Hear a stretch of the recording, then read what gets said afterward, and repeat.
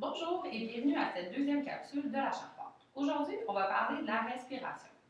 En pilates, la respiration est omniprésente. On veut toujours relier le mouvement avec la respiration. Il y a deux manières de respirer, soit au niveau du ventre, soit au niveau de la cage thoracique.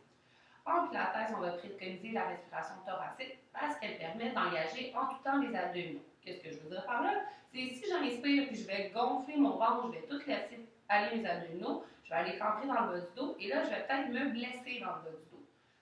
À l'opposé de si j'inspire, je vais aller gonfler la cage thoracique, mais je vais garder une légère contraction des abdominaux, et là, je vais aller protéger le bas de mon dos. C'est pour ça qu'on va vouloir vraiment porter attention à la respiration dans tous les exercices. Avant de commencer à essayer de bien respirer ensemble, on va juste s'expliquer un petit peu par rapport au corps, donc avoir les mains internes. Donc, on a ici le sternum. Sinon, ici, on a les côtes, évidemment. Mais si on descend un petit peu plus bas, ici, on a les côtes flottantes. On a évidemment nos fabuleux abdominaux qui sont ici. Et on a le plancher pelvien qui se situe vraiment plus bas. Qu'est-ce que c'est ça, le plancher pelvien? Le plancher pelvien, c'est un petit muscle qu'on utilise pour arrêter le flot urinaire.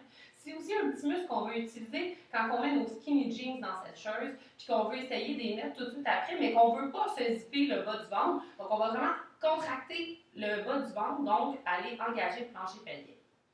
Pour l'engager, on a des fois des petites images qui vont nous aider. Donc, on peut toujours s'imaginer qu'il y a comme un ascenseur qui part du bas du ventre, qui remonte vers le visage pour aller engager le plancher pelvien. C'est sûr qu'au départ, vous allez le chercher, mais il ne faut vraiment pas lâcher parce que c'est ce muscle-là qui va nous aider à stabiliser le bassin. Donc, si on se couche sur le dos, les genoux fléchis, les pieds à la largeur des hanches, on veut juste commencer par avoir le bassin en position neutre, donc avoir simplement le pubis parallèle au sol et un léger espace entre le bas du dos et le plancher. On va mettre une main sur le ventre, une main sur le sternum. Pour commencer, qu'est-ce qu'on va vouloir faire? C'est qu'on va vouloir juste prendre conscience de quand j'inspire, c'est quelle main qui va se soulever davantage. Donc, prendre conscience de nos habitudes.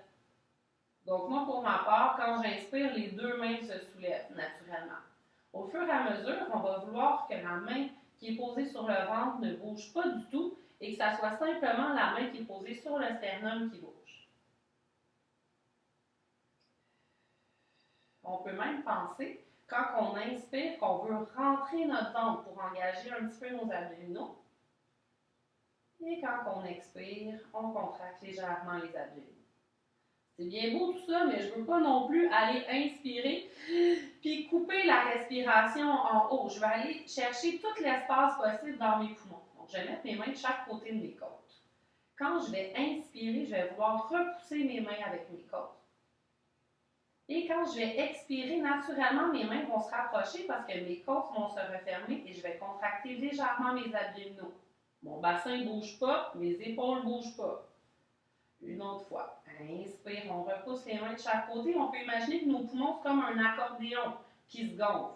En soufflant, l'accordéon se referme, donc les côtes se referment naturellement. Je contracte mes abdominaux et j'engage mon plancher pelvien, comme si j'arrêtais de faire pipi. Encore une fois, inspire large de chaque côté. En soufflant, je laisse tomber mon sternum, je ferme mes côtes, je contracte mes abdos, j'engage le plancher pelvien. Encore une fois, mes épaules n'ont pas bougé, ainsi que mon bassin. Une autre fois comme ça. Inspire profondément par le nez. En soufflant, le sternum tombe, les côtes se referment, les abdos se contractent, j'engage le plancher pelvien. Donc, en engageant le plancher pelvien, ça me permet de relaxer dans les hanches. Je ne veux pas crisper dans mes hanches, c'est juste mes abdominaux qui travaillent. Pour terminer, on va ajouter une petite couche de plus. On veut inspirer large de chaque côté, mais on ne veut pas juste le penser comme ça. On veut penser qu'on a vraiment un 360 degrés de disponible. Donc, autant que je vais inspirer large de chaque côté, je vais essayer de repousser mes côtes flottantes dans le plancher. Puis, je vais essayer aussi de soulever un petit peu le sternum, comme au départ, pour vraiment aller gonfler au maximum nos poumons.